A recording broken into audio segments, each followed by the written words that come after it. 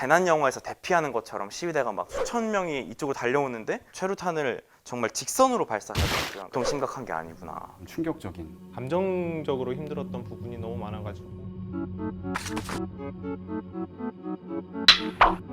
일단 저하고 박재상 기자 같은 경우에는 8월 16일부터 8월 22일까지 있었는데 우리 와이파이가 안 터져서 생중계가 안 돼서 그냥 길거리에서 그 인도 쓰레기통 옆에서 휴대폰 로밍폰을 갖고 전화 연결을 한다든가 이런 다급한 상황들이 많았는데 2주 정도 후에 그때 몇 명 정도가 모였어요. 적게 봐도 수만 명, 그리고 또 도로를 가득 채운 그런 상황을 봤을 때 많게 봤을 때 수십만 명까지도 충분히 볼 수 있는 그런 상황이었습니다. 그분들이 얼마나 간절한지 느꼈던 게 저희를 보면서 뭐 감사합니다. 한국말로 이제 저희한테 이제 잘해달라 이런 식으로 얘기하는 거 보면서 사실 얼마나 간절한지 그걸 또 어떻게 방송해야 될지 사실 그 많은 인파들 속에서 좀 몸으로 직접 느꼈던 것 같아요. 네. 사실 이렇게 어려운 그 길을 왜 가는 건가, 덥고 습하고 비 오고 또 경찰이 언제 진압할지 모르고 이렇게 위험한 상황에 왜 이렇게 많은 사람이 모이는 거지, 이런 고민을 계속 해봤는데 그 일국양제라는 게 하나의 국가 안에 두 개의 체제를 보장했다. 그래서 그 중화인민공화국이라는 국가 안에 자본주의와 사회주의가 공존하는 그런 체제를 약속한 건데 이게 지금 무너지고 있다라고 홍콩 시민들이 생각을 하고 있는 거잖아요. 홍콩 사람들은 본인이 중국인이라고 안 하고 홍콩인이라고 얘기를 하잖아요. 예. 그 말 안에 많은 답이 있는 게 아닌가 이런 생각이 들었는데 어느 순간 본인들이 누리던 자유를 조금씩 중국이 침해하고 있다 이런 생각을 하게 된 게 아닌가. 중국인 관광객들에 대한 반감을 가진 경우도 많더라고요. 사실 이제 홍콩에 있는 정말 홍콩에 사는 사람들은 경제도 지금 안 좋고 집 하나 구하기도 어렵고 정말 월세로 정말 한 달에 수백만 원 돈을 쓰면서 정말 조그마한 공간에서 가족들이 다 모여 사는 경우가 다반사인데 그렇게 중국인들이 와서 명품 쇼핑을 하고 이런 모습을 보면서 느꼈을 상대적인 박탈감 같은 것들, 그런 것들도 어떻게 보면 이번 시위 집회 그리고 행진의 어떤 기폭제 같은 게 되지 않았나 생각이 됩니다. 이 범죄인 인도법, 즉 송환법이 가장 문제가 됐던 건데 홍콩에서 범죄가 발생했을 때 그 사람을 중국으로 보내서 처벌받게 하는 법이거든요. 그런데 며칠 전 12석 만에 캐리람 홍콩 행정장관이 이 송환법을 공식적으로 철회한다고 밝혔습니다. 지금 이 송환제를 폐지해야 된다 이 요구뿐만 아니라 이걸 포함해서 5가지 요구를 홍콩 시민들이 하고 있는데, 일단 송환법을 철폐해야 된다, 그리고 행정장관에 대한 직선제를 실시해야 된다, 그리고 시위 도중에 체포된 시민들을 석방하라, 그리고 폭동으로 이 시위를 폭동으로 규정한 걸 철회해라, 그리고 경찰의 폭력 진압에 대해서 조사할 수 있는 독립적인 위원회를 만들어라, 이렇게 5가지를 요구하고 있는 상황이에요. 가장 많이 외치는 구호가 5가지의 요구사항 중에 단 한 개도 빠져서는 안 된다라는 구호를 외치는 걸 알 수가 있었고, 또 이 송환법 철폐가 공식 발표됐지만 시위대는 계속 시위를 하기로 했기 때문에 앞으로 시위가 어떻게 될지 양상은 조금 더 지켜봐야 될 것 같더라고요.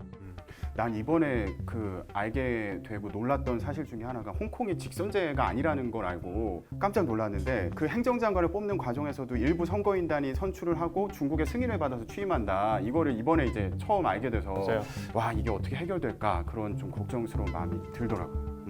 제가 출장 가기 전주부터 시가 좀 과격해지기 시작을 해서 그 집회에서 이제 처음으로 실탄 경고 사격이 있었고, 그리고 물대포, 최루탄, 화염병이 등장했던 집회인데 처음에는 평화적으로 진행이 됐어요. 그러다가 이제 정부청사 부근에서 충돌이 발생을 했었거든요. 저희가 육안으로 목격을 했던 게, 그러니까 중계를 준비하고 있는 상황이었는데 막 원고를 쓰다 보니까 뭔가 그 매캐한 냄새가 나는 거예요. 뭐 군대에서 마시는 게 마지막일 줄 알았는데 또 이렇게 코가 굉장히 맵고 눈이 따가워지기 시작해가지고 고개를 들어보니까 시위대가 마치 진짜 재난 영화에서 대피하는 것처럼 시위대가 막 다 도망치라고 하면서 다 손짓을 이렇게 하면서 다 도망치는 거예요. 저희 쪽으로 막 수백 수천 명이 이쪽으로 달려오는데 건물 옥상에서 이제 다 옷을 장비를 다 갖춰 입은 경찰들이 최루탄을 정말 직선으로 발사하더라고요. 그러니까 최루탄은 사람들을 해산시키려는 목적으로 써야 되는 건데 이게 상황이 정말 보통 심각한 게 아니구나. 게다가 막 물대포 발사하는 물대포 색깔을 보니까 또 파란색이더라고요. 그러니까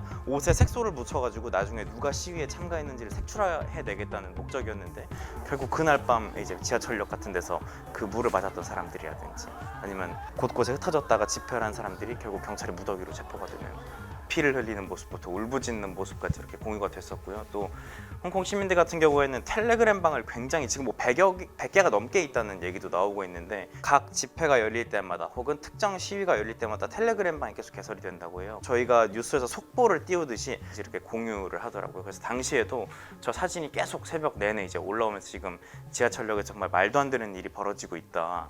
그런 상황이 SNS로 계속 실시간으로 공유가 되기도. 우리가 갔을 때에도 8월 18일 날 집회도 평화롭게 마무리는 됐지만 홍콩 그 경찰을 실은 버스가 여기로 오고 있다 이런 뭐 현지 보도도 나오고 그래서 정말 긴박한 마음에 이거를 이제 쓰고서 중계를 할 수밖에 없었던 그런 상황이었는데 나중에 이제 댓글을 봤더니 거기에 기자가 오바한다 이런 또 댓글들이 있어서 당황을 하기도 했어요. 근데 사실 그만큼 그 현장이 한 치 앞을 내다볼 수 없는 일촉즉발의 상황이었다. 그리고 그게 그 쐈던 탄이 나중에 알고 보니까 빈백탄이라고 그 주머니 탄 안에 알루미늄이나 납이 들어있는 그 탄을 쏴서 실명위기에 처했다고 하더라고요. 근데 와 사람을 향해서 그거를 쐈다는 것 자체가 좀 충격적인. 시위 현장에 가면 사람들이 오른쪽 눈을 가리는 이런 식으로 오른쪽 눈을 가리는 퍼포먼스를 진행을 하는데 경찰이 그 발사한 빈백탄으로 눈을 다친 여성을 기리자 이런 의미로 나는 현장에서 또 인상 깊었던 게 레이저 포인트.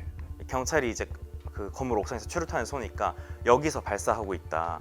이쪽에서 발사하고 있는 거다 피해라라는 의미로 그 발사하고 있는 경찰들을 레이저 포인터로 가리키더라고요. 그들은 정말 들고 있는 건 레이저 포인트 하나일 뿐인데 경찰이나 이제 진압을 하시는 분들은 이제 곤봉이라든지 고무탄이라든지 이런 것들을 보면서 참 안타깝게 느껴졌어요. 네. 진압 방식이 또 과격해지고 있는 상황이기도 하고 집회 자체를 불허하니까 이제 홍콩 시민들이 좀 영리하게 방식을 좀 바꿔나가기 시작을 했어요. 그래서 제가 출장 첫날 갔던 일정이 기도회 일정이었거든요. 다 같이 모여서 기도를 하자.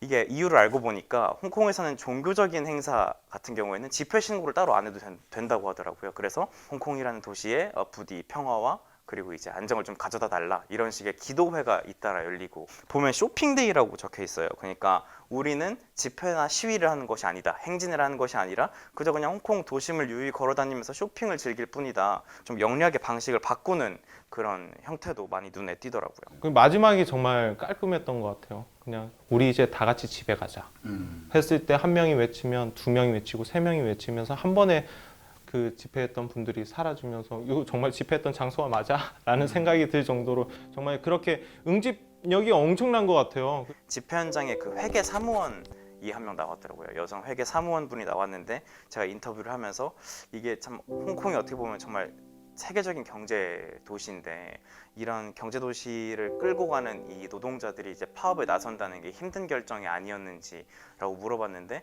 대답을 딱 듣고 나니까 내가 정말 우문현답이구나라고 생각을 했던 게 경제가 중요하다는 건 맞다. 그러나 하지만 법치와 인권, 자유가 서지 않는다면 이 경제 도시가 얼마나 유지가 될 수 있을 것이며 그러한 허술한 기초 위에 세워지는 번쩍스러운 눈부신 경제가 과연 어떤 의미가 있겠느냐라는 얘기를 하더라고요. 제가 잠시 만났던 외국인 분이 좀 생각나는데요. 대한민국에서 왔다. 그러니까 했던 말이 데모에 보고 나라. 그런 말을 하더라고요. 저도 생각지 못했던 취재하느라 바빠서 뭔가 이렇게 의미를 되새겨 볼 새가 없었던 거였는데 그 외국인의 말을 듣고 아 내가 이 홍콩인들이 지금 하고 있는 이런 일련의 행위들이 얼마나 의미 있고 그 국가에서는 의미 있고 그리고 우리는 그것을 어떻게 어루만져 줘야 되고 그것을 어떻게 보도해야 되는가. 우리가 80년대 겪었던 그런 상황을 홍콩은 다시 그러니까 이제 지금 겪는 게 아닌가라는 생각이 들기도 하고 그러니까 민주항쟁이라는 거를 맨날 역사책에서만 봤었는데 그 민주주의를 지켜내기 위해서 정말 피 흘리며 싸우고 있는 그 현장을 보고 오니까 내가 누리고 있던 민주주의에 대해서 내가 역치가 얼마나 낮아져 있었는가를 느낄 수가 있었고 다시 뭔가 거기 홍콩을 한 번 더 가보고 싶다는 생각은 안 들었어요. 감정적으로 힘들었던 부분이 너무 많아가지고 대신에 한 번 더 가고 싶다면은 홍콩이 이제 기쁨의 한호성을 지를 수 있는 그 날에 취재를 한 번 갔으면 좋겠다. 그런 날이 오기를.